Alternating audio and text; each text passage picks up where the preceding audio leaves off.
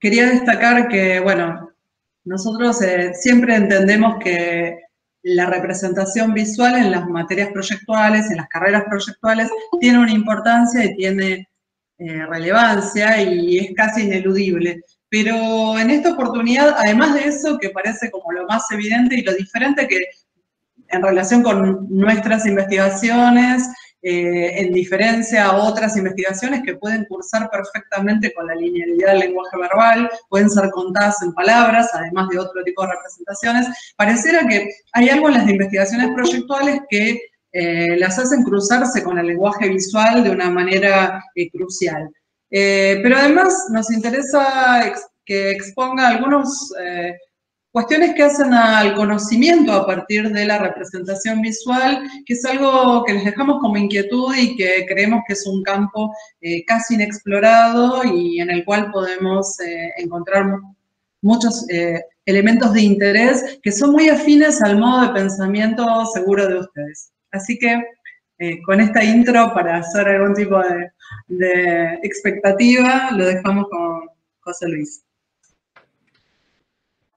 Cómo las imágenes visuales, como la gráfica, como el dibujo, nos puede servir como herramienta para la investigación. No solamente para ilustrar o para acompañar un texto, sino justamente como algo que nos permite un tipo de conocimiento o un tipo de procesamiento de datos que otros lenguajes o otras modalidades de comunicación de la investigación no lo permiten. Así que, bueno, vamos a ver primero un ejemplo de el dibujo utilizado como una herramienta para investigar cómo es un objeto. Hace unos años yo era estudiante en la cátedra de César Llanello, en la FADU, en la materia que ahora se llama morfología, en ese momento era sistemas visuales, y él planteaba lo siguiente.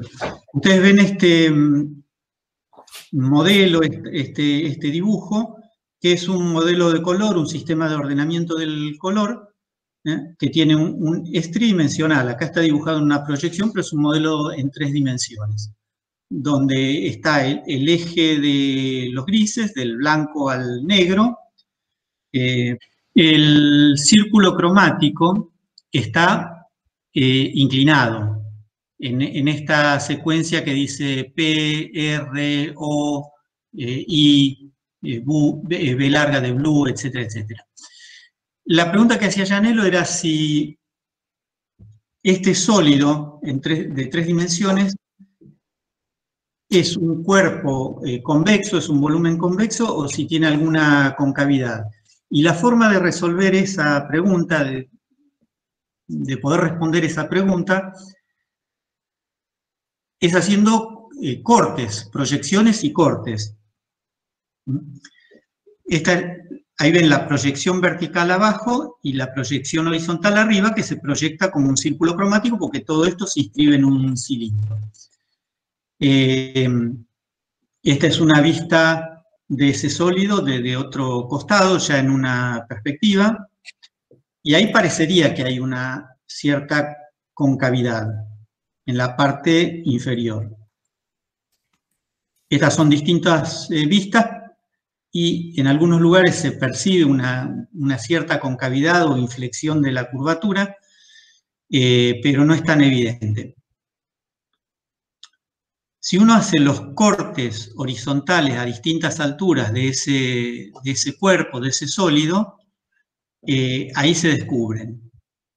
Y ahí se muestra dónde cambia de curvatura y dónde están los puntos de inflexión. Estos son 8 cortes hechos cada uno a una altura diferente según la escala de grises. Bueno, acá el dibujo sirvió para responder esa duda, esa pregunta que estaba planteada. Efectivamente, el sólido tiene concavidades. Entonces, no había forma de descubrir esto mediante fotografías del modelo, mediante perspectiva o mediante un examen que no fuera este tipo de instrumentalización del dibujo. Esa pregunta Gianello la hacía en la década del 80, pero yo después, buscando bibliografía, encontré que en el libro publicado en 1974 del mismo autor de ese sólido, Arthur Poe, esa pregunta obviamente ya estaba resuelta. Ahí están dibujados los cortes y esto está publicado en 1974. O sea, Gianello esto lo sabía, pero no contaba con que los estudiantes pudieran acceder a la bibliografía y lo planteaba como una cosa a resolver. Era como volver a resolver algo que ya estaba resuelto. Pero era un buen ejercicio que servía, por un lado, para entender cómo era ese sistema de ordenamiento del color y de paso, para practicar geometría descriptiva. Proyecciones, cortes, alzadas, verdaderas magnitudes, etc.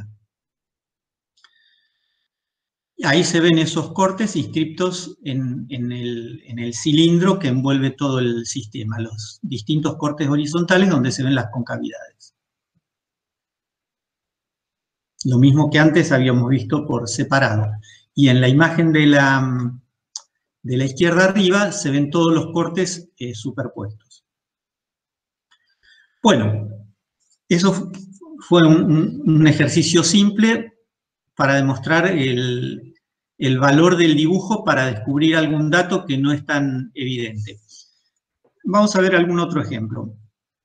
Acá hay una gráfica que es bastante común, que se utiliza con mucha frecuencia, que es utilizar un par de ejes de coordenadas y plotear ahí datos numéricos o resultados de algún experimento, resultados de alguna medición. En este experimento, esto está en un libro sobre metodología de investigación, sobre todo experimental. Es un libro ya antiguo, de la década del 50, pero sigue teniendo cosas válidas. El experimento consistía en someter un plástico a determinada presión en un molde y medir posteriormente la resistencia del plástico. Y la variable que se ponía en juego era la duración de la presión. Entonces, se hacía una primera colada de plástico en el molde y se ejercía presión durante 10 segundos. Y se medía, se sacaba el plástico de ese molde y se medía la resistencia. Supongamos la resistencia a la compresión. Y daba un valor como el que está graficado ahí en el punto 1 primero. Se hacía una segunda colada, ahora se le hacía durar 20 segundos de esa colada, mejor dicho, la presión sobre el molde duraba 20 segundos, se extraía el plástico, se medía la resistencia y el valor que daba está indicado en el punto 2, o sea, una resistencia mayor. Y así sucesivamente, ¿no? La tercera colada se hacía con una duración de la presión de 30 segundos, la cuarta con 40 segundos, la quinta con 50 segundos, finalmente la sexta colada con 60 segundos. Y las mediciones iban dando, las mediciones de la resistencia posteriores a esas coladas, daban que conforme aumentaba la duración de la presión en sucesivas coladas, la resistencia iba aumentando. Ven que los puntos están cada vez más altos. Bueno, llega un momento que la curva se iba a aplanar, un poco como la curva del coronavirus, pero esta curva es al revés. Ahora, esto puede parecer totalmente correcto, algo muy, muy evidente, o que el experimento se hizo bien. O sea, no ponemos acá en duda la forma en que se midió ni nada. Simplemente parecería que está todo bien.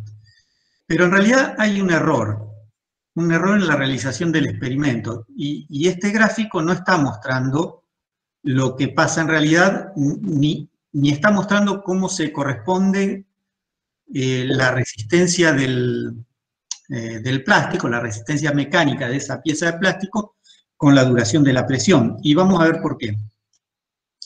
Esta sería la conclusión aparente, ¿no? Que la resistencia aumenta a medida que aumenta la duración de la presión. O sea que la causa de que aumente la resistencia es la duración de la presión.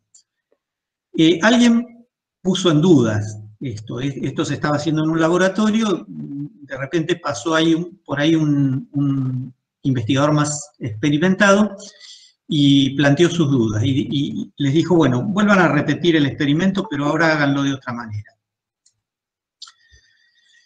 Lo que criticó ese experimentador era que el orden de la realización de las coladas no se había distribuido al azar. Es decir, la primera colada duró 10 segundos, la segunda 20 segundos, la tercera 30 segundos, la cuarta 40 segundos, la quinta 50 segundos y la sexta 60 segundos.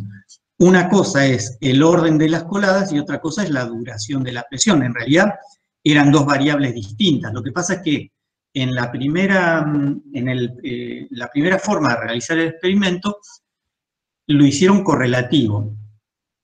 Esta persona más experimentada les dijo, bueno, no, háganlo de nuevo, pero hagan alguna de las dos variables, distribúyanlas al azar. Entonces, volvieron a repetirlo, pero ahora hicieron.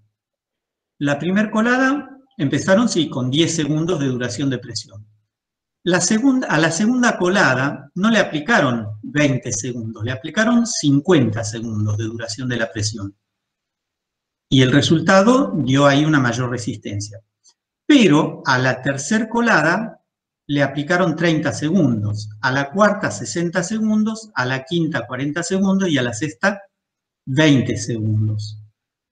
O sea, la duración de la presión fue aplicada al azar en relación con el orden de las coladas. No eran correlativas. Fíjense que ahora el gráfico es una especie de zigzag, si uno va uniendo el orden de las coladas. ¿Cuál sería la conclusión?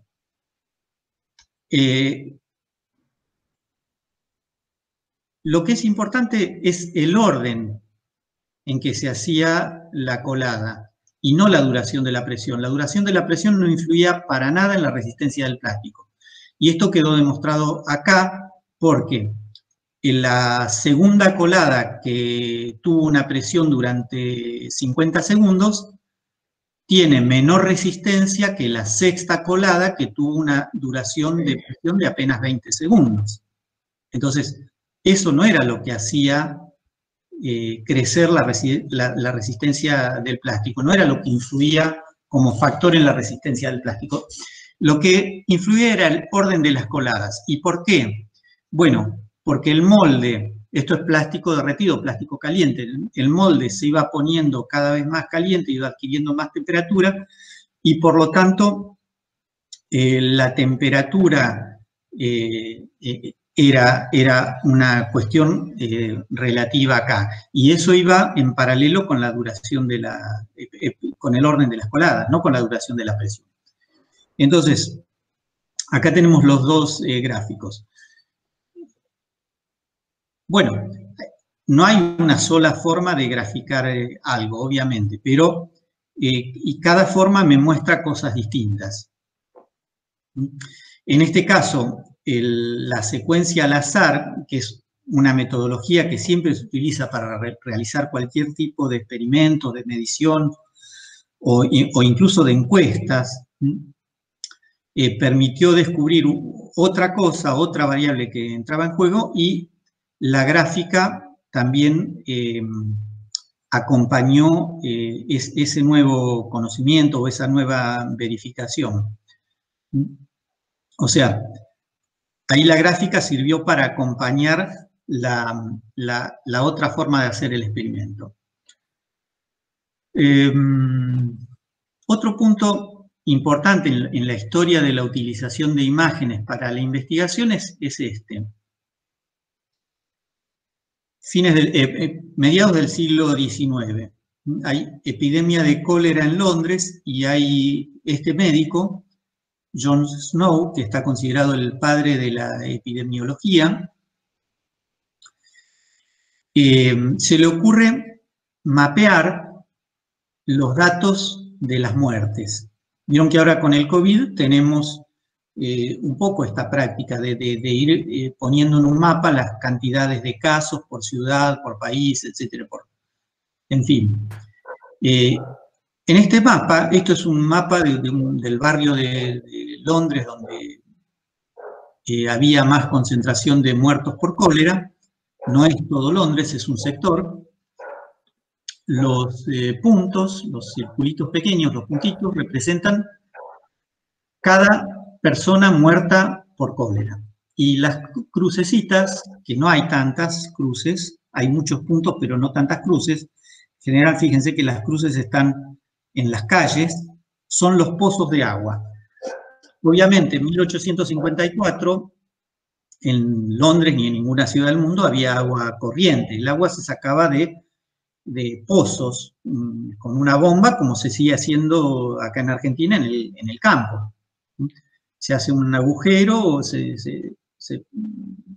mete un caño en esa, que va a profundidad a las napas de agua, y mediante una bomba manual se extrae agua. Así se hacía en Londres. Entonces, ¿qué le permitió graficar estos datos a Snow?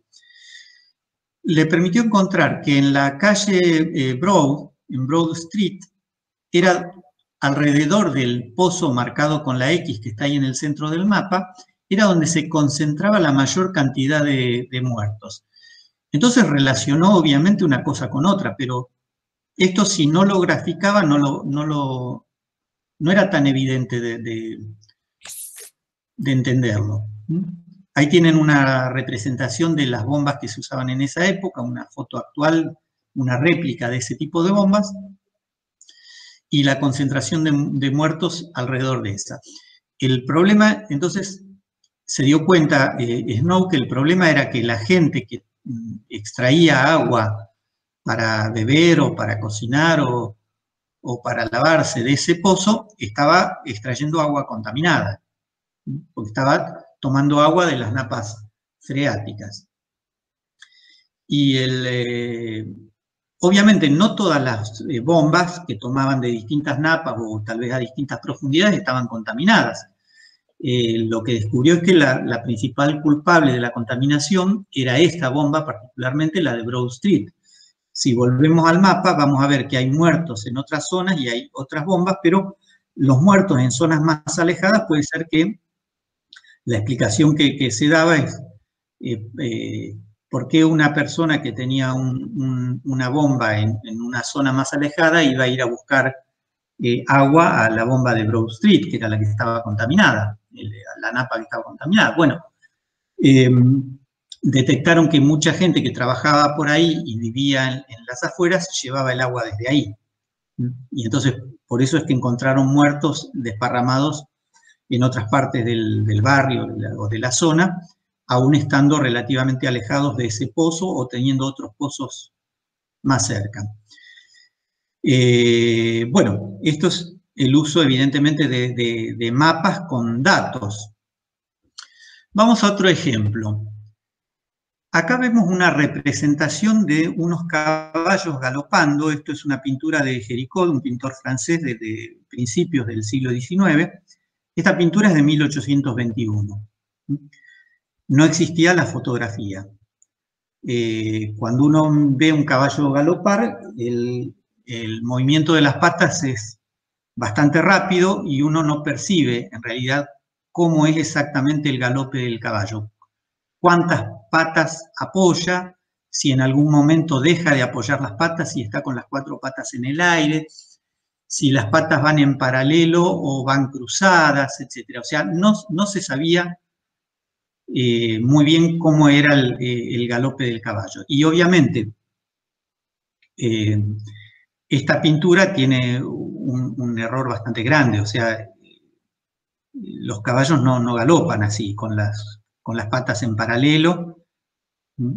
Y acá están representados como si estuvieran en un momento las cuatro patas en el aire. Alrededor de, un poco más adelante, en Estados Unidos, alrededor de 1860, entre la gente que criaba caballos y que hacía caballos para carreras, esto justamente es una carrera de caballos, este cuadro se refiere a una carrera de caballos, un derby, estaba también esta discusión, y particularmente la discusión era la siguiente. Alguien sostenía, uno de los criadores de caballos, sostenía que en algunas instancias del galope el caballo estaba con las 4 patas en el aire.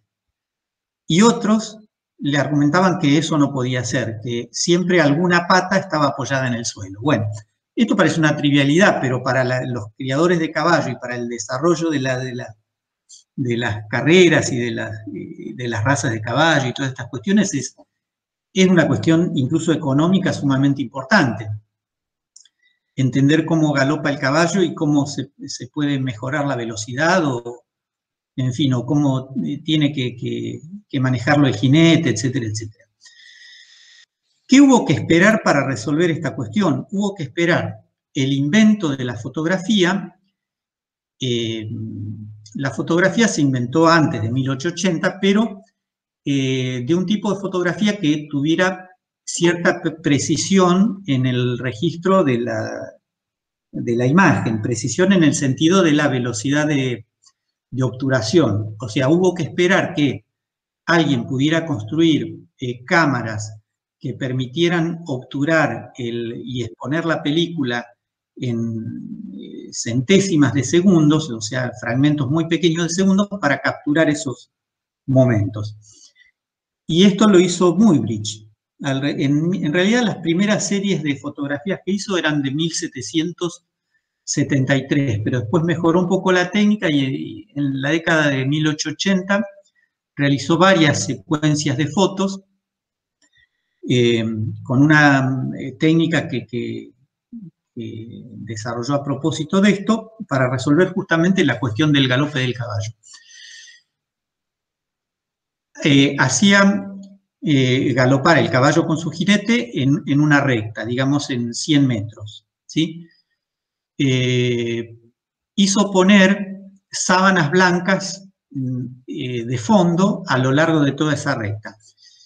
¿Y cómo hacía? Él no podía hacer traveling con la cámara e ir sacando fotos al caballo a cada rato, no. Lo que hizo fue disponer cámaras a lo largo de los 100 metros lineales, disponer cámaras secuencialmente, supongamos una cada 8 metros o algo así.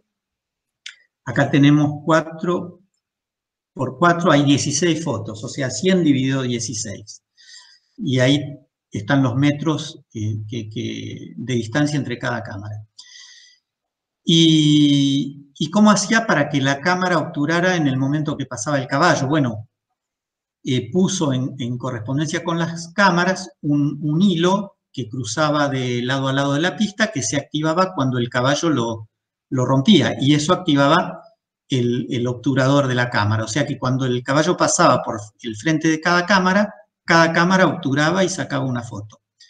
Y así obtuvo esta secuencia de 16 fotos, que si la vemos, ahí tenemos las fotos con la imagen en movimiento.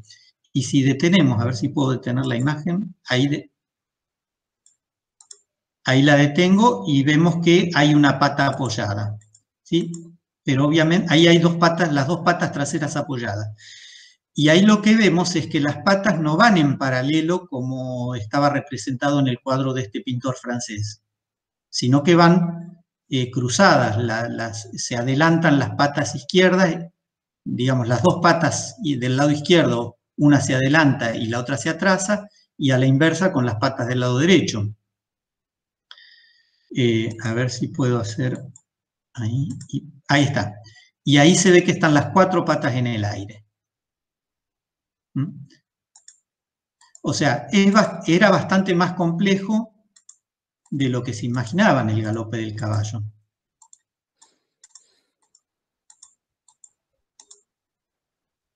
Ahí tiene 2 patas apoyadas y 2 en el aire. Y justamente tiene apoyadas las patas cruzadas, o sea, la pata trasera derecha y la pata delantera izquierda. Esas son las que tiene apoyadas, y las que tiene levantadas son las otras. En fin, esto le dio la razón al que argumentaba que en algún momento del galope el caballo levantaba las 4 patas. Ahora, esto no sirvió solamente para eso, sino para empezar a hacer estudios de movimiento, de locomoción humana y animal. Y esto lo hizo Muybridge en la década de 1880, 1890. Empezó a fotografiar con la misma metodología humanos en movimiento, carruajes en movimiento, niños, ancianos, mujeres, varones, y siempre sobre un fondo que consistía en un fondo uniforme con una grilla y con una escala de medición para poder medir alturas, distancias, etcétera, etcétera.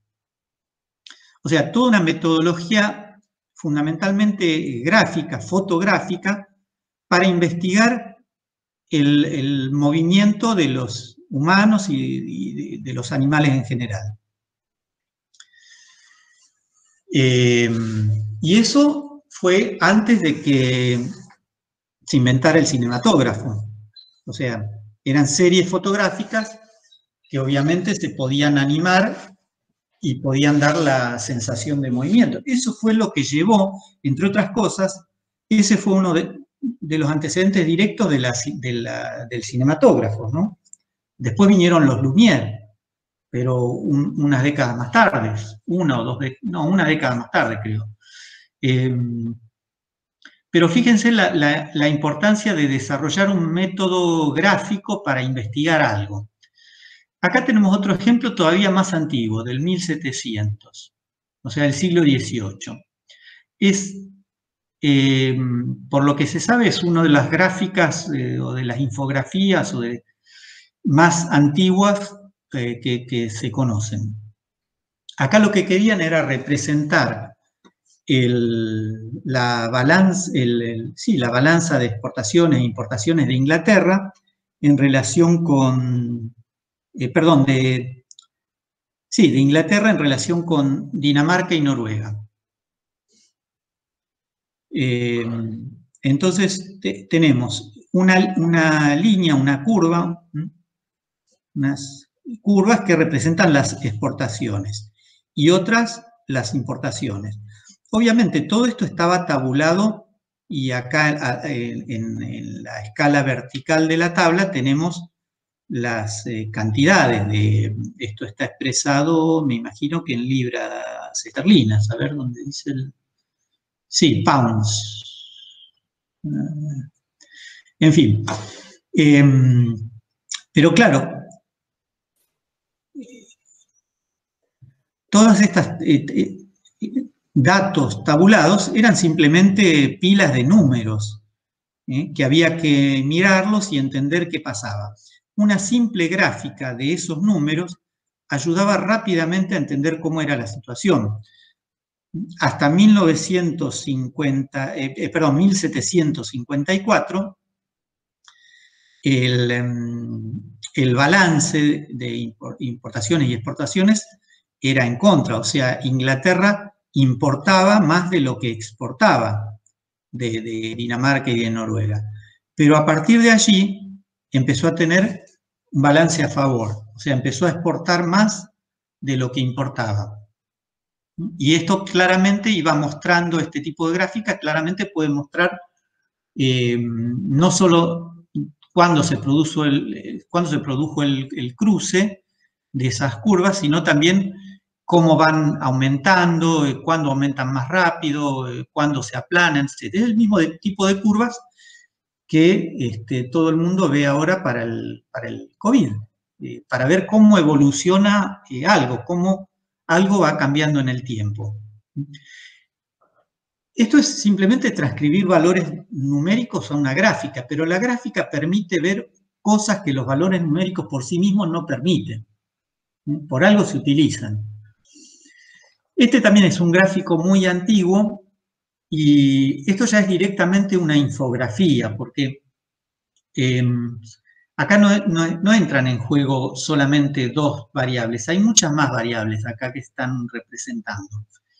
Esto lo hizo Charles Minard en 1869 para representar los años que duró la campaña de Napoleón, o el tiempo que duró la campaña de Napoleón a Rusia, y poder mostrar cómo se fueron produciendo las bajas en el ejército de Napoleón y qué factores influyeron para que se produjeran esas bajas. O sea, un factor pueden ser las batallas. Hay una batalla, mueren soldados, el ejército disminuye.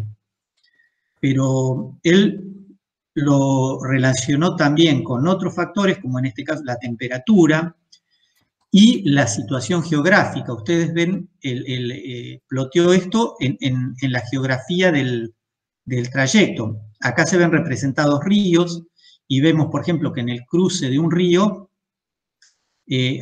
pasan cosas y puede haber bajas.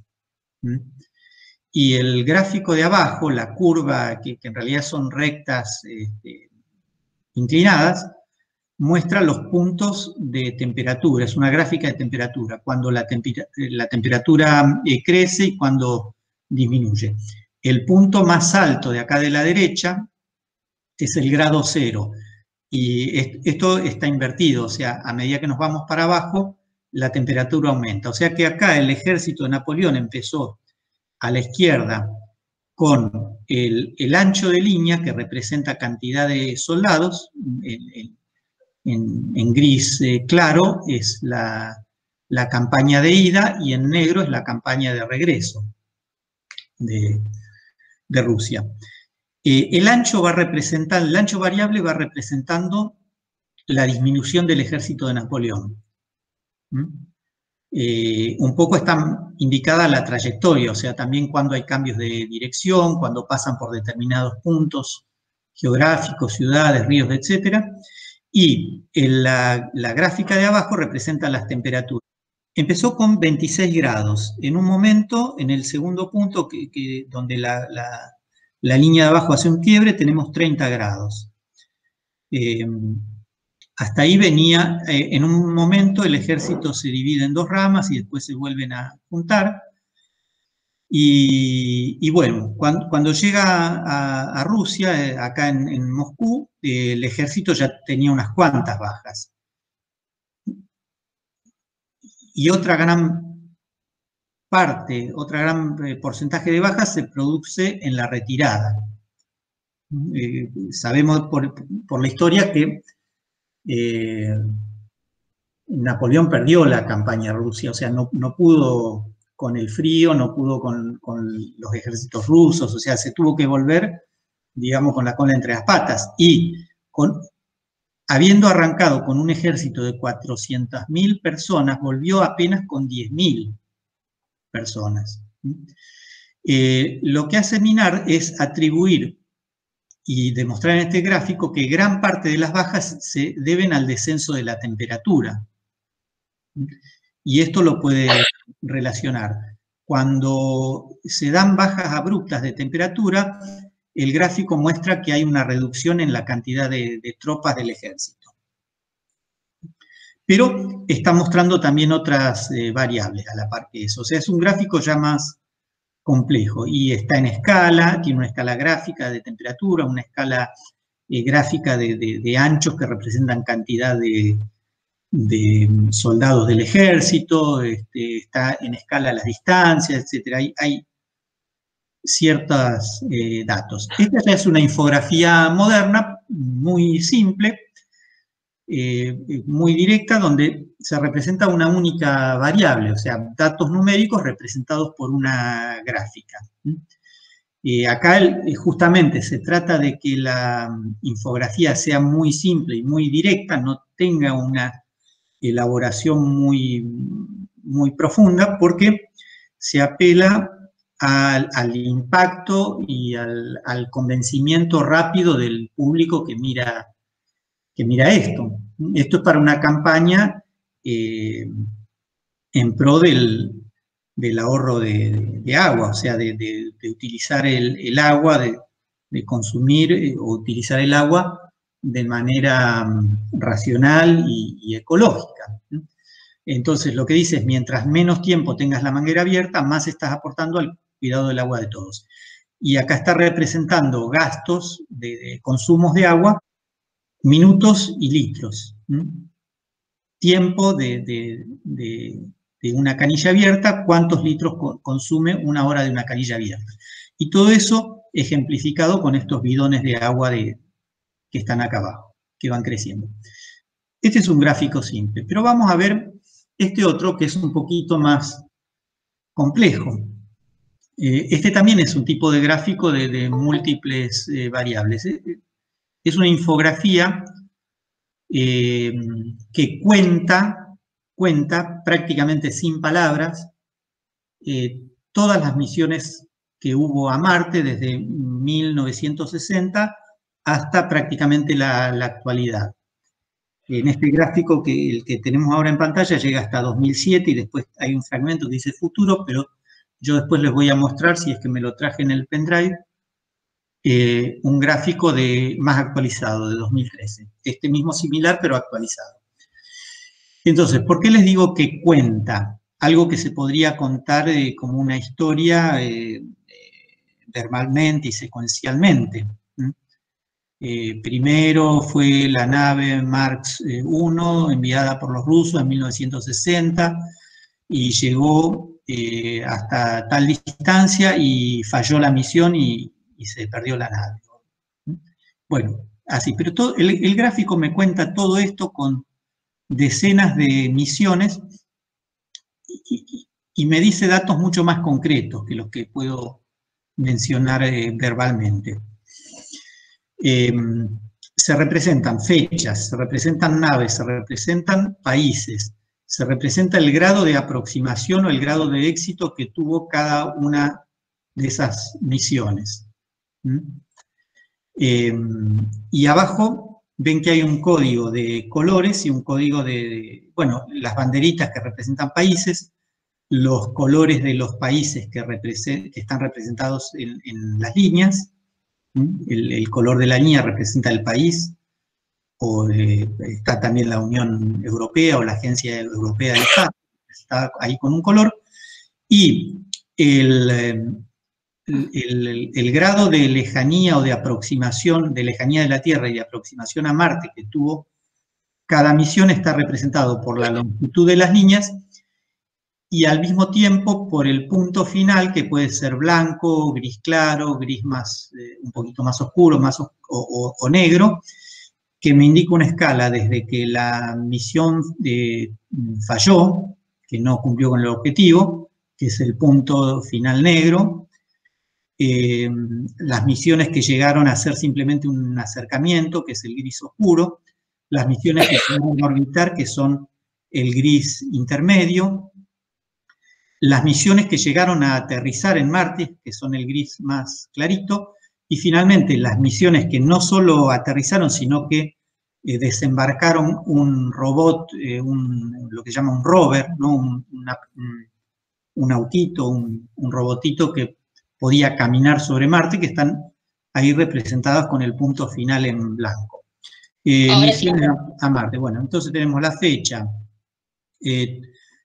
Rápidamente nos enteramos que todas las primeras misiones, que igual no tuvieron éxito porque llegaron acá, fallaron, eran rusas. La primera de Estados Unidos fue el Mariner 3 de 1964, que también falló. Pero la primera que llegó a acercarse más y que cumplió con el objetivo fue de Estados Unidos. Después también las primeras que llegaron a aterrizar en Marte fueron misiones rusas, las de 1971, ¿sí? Después hubo otras que no aterrizaron, etcétera, etcétera. Y finalmente las que llegaron con robots para explorar la superficie fueron misiones ya de 1996, de la década del 90, de Estados Unidos. Y hay algunas misiones acá de la Comunidad Europea, hay otras de Japón, en fin. Y hay otras que acá las ponen como de Rusia, que ya no es la vieja Unión Soviética, sino ya es Rusia, pero las ponen en otro color. Esto llega hasta 2011. Y lo que se ve acá ya era lo que estaba programado para el futuro. Este gráfico agrega también una curva acá y una serie de barras que representan el volumen de datos que se recolectó en cada misión y que están disponibles, ahí dice EDR son datos en bruto, volumen de datos en bruto aproximado, disponibles en el PDS. El PDS es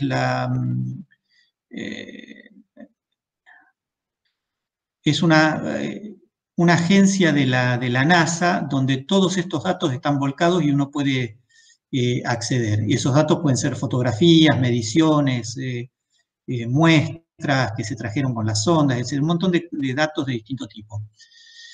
En fin, bueno, esto ya es un tipo de gráfico más complejo. Y esto es lo que hoy en día se conoce como infografía. Sirve para representar datos resultado de investigaciones, pero vimos también algunos casos donde utilizábamos directamente metodologías gráficas para investigar. Un cartógrafo francés, Jacques Bertin, en 1967 publica un libro que se llama Semiología Gráfica, donde desarrolla una serie de maneras de mapear información, utilizando formas, una escala de claridad o valor, colores, texturas, tamaños de formas y orientaciones. O sea, 6 tipos de gráfica distinta para mapear datos, en principio cartográficos, pero después vamos a ver que esto se extiende a todo. Entonces, en esta tabla se muestra que para qué sirve cada tipo de forma de graficar, o sea, las formas, las figuras en 2 dimensiones, que acá están representadas con triángulos, círculos, rectángulos negros, son adecuadas para mostrar diferencias cualitativas principalmente. Pero, por ejemplo, vamos a ver que el tamaño de esas formas, y acá vemos en la segunda fila una serie de círculos de distinto tamaño, obviamente son muy aptos para representar diferencias cuantitativas. La tonalidad o el tinte del color pueden representar diferencias cualitativas. En cambio, el valor del color, o sea, una escala de grises, colores más claros o colores más oscuros, pueden representar diferencias cuantitativas. Vieron que es muy común representar en un mapa de orografía con diferentes intensidades, más claros, marrones más claros y más oscuros, diferentes altitudes del terreno, cosa que también se podría representar por curvas planimétricas, pero el color lo representa de una manera mucho más gradual. En fin, a su vez, lo que hace es toda una combinatoria, Bertin. Estos elementos básicos, formas, tamaños, colores, texturas, intensidades, valores, pueden utilizarse mediante puntos o pequeñas superficies, pueden utilizarse en forma de líneas.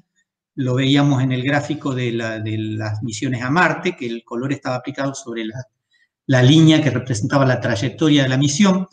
Puede representarse sobre superficies. O sea que esto, la cantidad de formas de utilizar estas maneras de graficar datos es como multiplicar 6 por 3. Y todas esas combinaciones. Esta gráfica de Bertin sobre el mapa de Francia también le permitió descubrir algo que era importante en ese momento. Acá, como vimos, los tamaños que representan cantidades y representan población. 200.000 habitantes, 600.000 habitantes, etcétera, etcétera. Acá podemos ver qué regiones de Francia están más pobladas.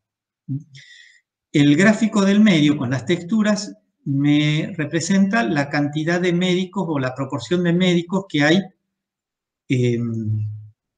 por cada tantos habitantes. En este caso es cada 10.000 habitantes. 6 médicos cada 10.000 habitantes, 8, 10 o 13 médicos. Obviamente las texturas más gruesas son aquellas donde hay mayor cantidad de médicos por habitantes.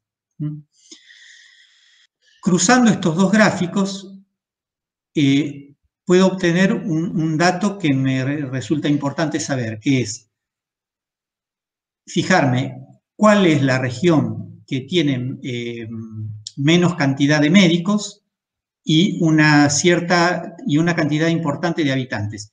Y justamente es la que está marcada acá con la flecha azul. Si ven en el gráfico de la izquierda, tiene un círculo bastante grande, está entre 400 y 600 mil habitantes, y acá viendo las texturas vemos que tiene menos de 6 médicos cada 10.000 habitantes. O sea, ahí es un punto donde es importante reforzar porque es problemático en relación con la atención médica. Y esto se descubre cruzando gráficos. Y finalmente, esta es una metodología puramente gráfica que se aplicó hace un par de años para estudiar cómo se comporta el color en las casas proyectadas y construidas por Clorindo Testa. O sea, Clorindo Testa es un arquitecto muy conocido por, en sus últimas obras, utilizar mucho el color, pero lo que queríamos saber era cómo lo utilizaba y qué relación tenía el color con el paisaje, o cómo se contextualizaba eso, cómo variaba el color. Acá lo que vemos en la foto es una casa que se ve aparentemente, que se ve toda blanca, y de hecho se llama Casa Blanca, porque esta Clorindo la hizo en un barrio privado, donde la reglamentación de construcción del barrio no le permitía utilizar colores en el exterior. O sea, todas las casitas se tenían que ver blancas. Sería, me imagino, un barrio donde querían que todo luciera como arquitectura blanca mediterránea, una cosa por el estilo. Bueno, Clorindo Testa hizo esto, pero se dio el lujo de hacer un par de picardías, que obviamente fue utilizar más el color en el interior y en espacios que no son tan interiores. Pero otra cosa que nos permite hacer esta metodología es, ahora les cuento cómo está hecho esto. Esta representación de acá abajo es la misma casa, pero con todas las fachadas desplegadas y puestas secuencialmente, una a continuación de la otra, unida por los bordes. O sea, supongamos, empezando con la fachada sur, la fachada este, la norte, la oeste, etc. Es una casa que tiene múltiples orientaciones. Por lo tanto, tiene múltiples exposiciones al sol. Cuando una fachada está a pleno sol, hay otras que están a la sombra y hay otras que no están ni al sol ni a la sombra, sino que están a mitad de camino, porque no están todas perpendiculares. Entonces, este gráfico, a partir de medir el color en fotografía y representarlo en este gráfico, nos permite entender cómo varía el color de un edificio, en este caso esta casa de Clorindo Testa, pintado toda con la misma pintura blanca, al menos en el exterior, cómo varía en función de la orientación, y acá está puesto en relación al paisaje y en relación a lo que yo les decía, estas pequeñas picardías o licencias que se tomó Clorindo de introducir color a pesar de que no le estaba permitido. O sea, no se ve desde afuera, pero en cuanto uno se mete por detrás de una pared que sigue siendo exterior, el color aparece en el lado opuesto de esa pared y uno ve el paisaje y las otras casas que están en el country a través de una ventana llena de colores azules, amarillos, rojos y todo lo que se ve ahí abajo. Y otra de las cosas que se da es utilizar el color en el interior y en los techos, que no se ven en los techos planos, que no se ven, digamos, recorriendo el barrio como un peatón o desde el nivel del suelo. En fin, bueno, es una gráfica que permite entender, una metodología que permite estudiar y entender cómo funciona o cómo se percibe el color de manera más compleja que simplemente decir que la casa es toda blanca y que es una descripción muy, muy elemental y que carece de sofisticación y en realidad carece de profundidad. Creo que esto es la última, así con esto terminamos. Entonces, bueno, era un poco eso, mostrar a partir de una serie de ejemplos, dejamos de compartir, de distintas épocas y terminando con un ejemplo más reciente hecho por un grupo de estudiantes que hicieron una pasantía de investigación en la FADU hace un par de años. Que incluso ese trabajo lo presentaron el año pasado en un congreso internacional y interesó mucho, y antes lo habían presentado en un congreso nacional, y también porque resultó ser una forma original de mostrar cosas que la gente puede intuir, pero no había hasta ahora desarrollado una metodología, un mecanismo, para poder demostrar ese comportamiento de la luz y del color en la arquitectura, ¿no? Así que el objetivo es un poco alentarlos justamente en una facultad donde el fuerte es la imagen, la gráfica, la representación, el dibujo, lo visual, como es la FADU, a sacar provecho y a tratar de explotar al máximo los recursos visuales para investigar, ¿no? O sea, no es solamente leer bibliografía escrita, ¿no? También es ver imágenes, analizar imágenes, investigar a partir de imágenes. En el futuro, la potencialidad que tiene el tratamiento gráfico de la información todavía no lo podemos predecir. Piensen que lo que es lectura de la imagen, por ejemplo, la imagen médica, y va a tener un desarrollo que no lo estamos pensando todavía. No sé si escucharon, hace poco estábamos comentando unas noticias de cómo unos nuevos microscopios pudieron mostrar visualmente que aquello que nosotros creíamos como una verdad científica, que los espermatozoides se impulsan por la cola. Bueno, se descubrió que no, que hacen una especie de movimiento centrífugo, que bueno, no tiene que ver con un movimiento de la cola. Y eso es a partir de una mirada del microscopio mucho más elaborado. Así que la imagen nos está aportando conocimiento acerca del mundo y no a la inversa. No son las palabras las que recubren y después lo muestran en imágenes, que sería la secuencia que nosotros estamos acostumbrados al pensamiento científico, sino que es a partir de la imagen. Hay análisis de lecturas fotográficas que nos permiten descubrir un montón de elementos de la realidad. Entonces, bueno, todas estas proyecciones, piensen lo que es ver el mundo a partir de los Google Maps, que ahora nos parecen una cosa normal, pero es también un modo de descubrir el mundo de otra manera. Esto en contra de los terraplanistas.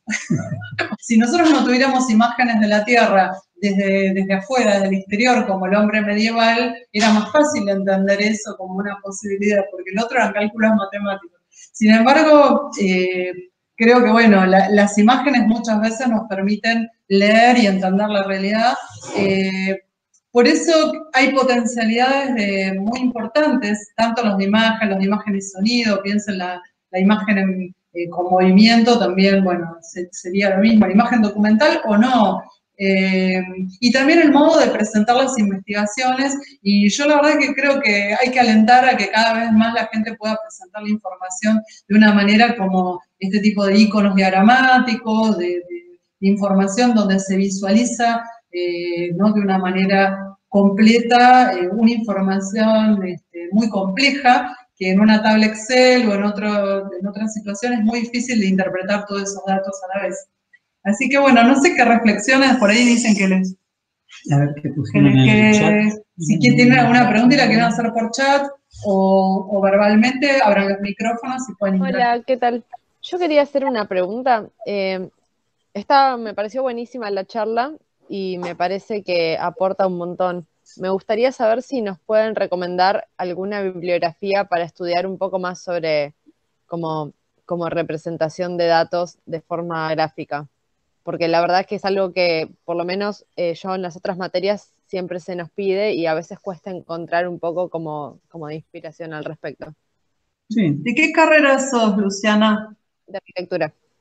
Bueno, la gente de diseño gráfico lo tiene mucho más claro porque tiene un montón de ejercicios. Hay un infógrafo muy famoso que tiene mucho material en internet, que es Jaime Serra, y o sea, tiene cosas muy, muy interesantes como para empezar a mirar. Y bueno, sobre infografías, no sé, si te interesa mucho, tal vez la gente de gráfico te puede decir qué materias se pueden hacer o acercarte a qué materiales, pero sí, hay libros, si querés después te paso alguna bibliografía. Caeiro, Dale, gracias. diseñador, también muy, muy conocido, podemos pasarte bibliografía sobre eso y sí. Y este TUF te arma una especie de reglas para el buen hacer información, que está bueno para cómo mostrar información compleja, pero lo más lindo que tiene un montón además de ejemplos, muchos, y está en internet.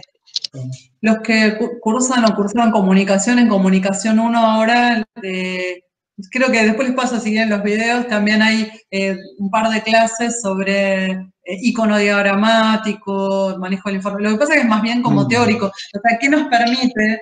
¿Cómo podemos generar conocimiento a partir de la imagen? En realidad es como un ida y vuelta, pero me parece que es una de las especificidades de estas carreras y en donde nosotros nos debiéramos posicionar y decir, bueno, así como los otros manejan la palabra de una manera tan florida, bueno, vemos que hay otras vacancias, ¿no?, en el terreno de la investigación que podríamos tomar como propias y imponernos como autoridad y bueno, y mostrar la eficacia de este tipo de métodos. Y en realidad hay métodos, se pueden construir métodos de investigación a partir del análisis de imagen. Así que bueno, es algo para...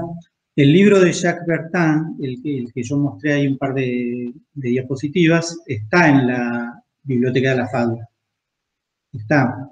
Y ese es un libro pionero. Una cosa me parece que, lo digo en relación con las posibilidades de argumentación que tienen todas estas cuestiones, también muchas veces se usan las cartografías, los mapas, porque nos dan una idea como de algo de veracidad, de objetividad, para argumentar sobre otras cuestiones, y muchas veces hay posibilidad de generar distorsiones también en el diseño de información para beneficiar determinadas causas. Bueno, y eso es otro tema interesante, ¿no?, que se sale un poco del tema de investigación, pero que es colindante, como, bueno, muchas veces se argumenta con la imagen, bueno, incluso si nosotros vemos algún tipo de infografía, ¿no?, asociada al periodismo, muchas veces hay gráficas que son confusas y esa confusión, bueno, a veces está buscada, no es un defecto, sino un efecto. Acá traje un libro de Gregory Bateson y Margaret Mead, claro, que es una investigación antropológica hecha fundamentalmente a partir de fotografías. O sea, el instrumento de trabajo de estos antropólogos era la fotografía. Por lo menos el instrumento que ellos decidieron utilizar. Y acá, más importante que el texto, que es al revés, la fotografía no acompaña al texto, sino que el texto acompaña a las fotografías. Es así, cada página del libro tiene más fotos que texto. ¿Se llama etnografía digital? ¿Cuál? ¿Esta estrategia? No, digital no. No, digital no. No, porque es analógico. No, esto es de 1940. Pero ahora hay un montón de investigaciones que son a partir de, por ejemplo, las cosas que la gente postea en internet, sí, o de los Instagram, de qué cosas, claro, cómo se construye, por ejemplo, la identidad de una ciudad a partir de las fotografías que la gente sube de esa ciudad. Bueno, hay muchos trabajos en relación con esas temáticas buscando en la web.